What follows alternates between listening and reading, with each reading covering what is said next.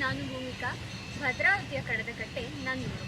ನಮ್ಮ ಭದ್ರಾವತಿ ಹಳೆನಗರದಲ್ಲಿರುವ 13ನೇ ಶತಮಾನದ ಶ್ರೀ ಲಕ್ಷ್ಮೀ ನರಸಿಂಹಸ್ವಾಮಿ ದೇವಸ್ಥಾನದ ಬಗ್ಗೆ ತಿಳಿಸಲು ನನಗೆ ತುಂಬ ಖುಷಿಯಾಗುತ್ತಿದೆ.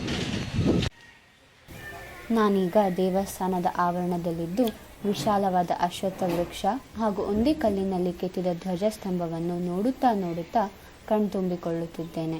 ಸ್ನೇಹಿತರೆ, ಹೊಯ್ಸಳರ ಕಾಲದ ಭವ್ಯವಾದ, ದಿವ್ಯವಾದ ಹಾಗೂ ಸುಂದರ ಶಿಲ್ಪಕಲೆಯ ಈ ದೇವಾಲಯವನ್ನು ನಕ್ಷತ್ರಾಕಾರದ ತಳಪಾಯದ ಮೇಲೆ ಕಟ್ಟಲಾಗಿದೆ.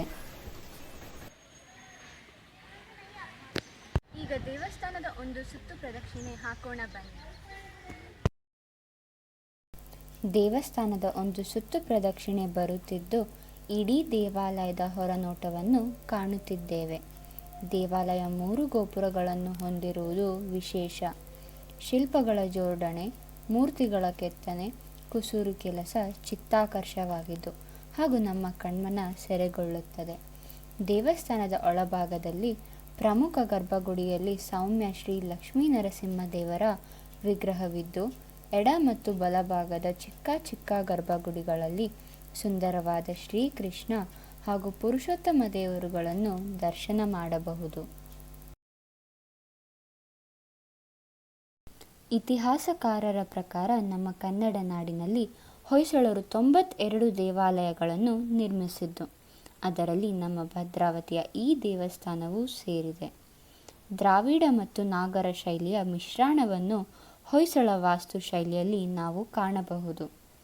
ಸಾಮಾನ್ಯವಾಗಿ ಹೊಯ್ಸಳ ದೇವಾಲಯಗಳ ತಳವಿನ್ಯಾಸವು ಬಹುಕೋನಾಕೃತಿ ಅಥವಾ ನಕ್ಷತ್ರಾಕೃತಿಯಲ್ಲಿರುತ್ತದೆ. ಜಗತಿಯು ವಿಶಾಲವಾಗಿದ್ದು ಓಡಾಡುವಷ್ಟು ಅನುಕೂಲವಾಗಿರುತ್ತದೆ ಹಾಗೂ ಜಗತಿಯು ಪ್ರದಕ್ಷಿಣಾಪಥವ ಆಗಿರುತ್ತದೆ.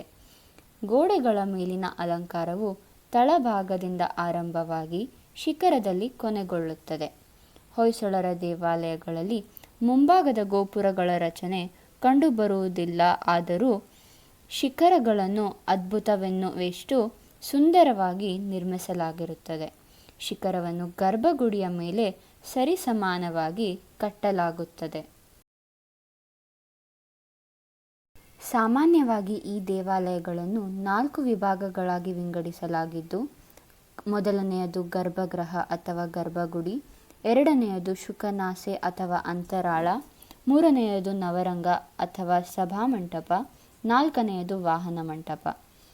ಹೊಯ್ಸಳರ ದೇವಾಲಯಗಳನ್ನು ಕೂಟ ದೇವಾಲಯಗಳಾಗಿ ವಿಂಗಡಿಸಲಾಗಿದ್ದು,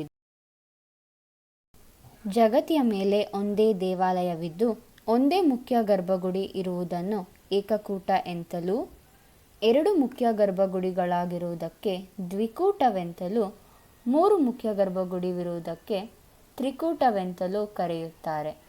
ನಮ್ಮ ಭದ್ರಾವತಿಯ ಈ ದೇವಾಲಯ ತ್ರಿಕೂಟ ದೇವಾಲಯವಾಗಿದೆ.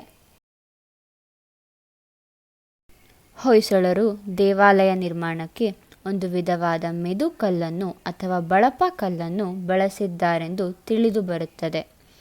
ಆದ್ದರಿಂದ ಹೊಯ್ಸಳ ಶಿಲ್ಪವು ಅತ್ಯಂತ ನಯವಾಗಿಯೂ ಸೂಕ್ಷ್ಮವಾಗಿಯೂ ಹಾಗೂ ಸುಂದರವಾಗಿಯೂ ಇರುವುದಲ್ಲದೆ ತನ್ನದೇ ಆದ ವಿಶಿಷ್ಟಗಳನ್ನು ಕೂಡಿದೆ.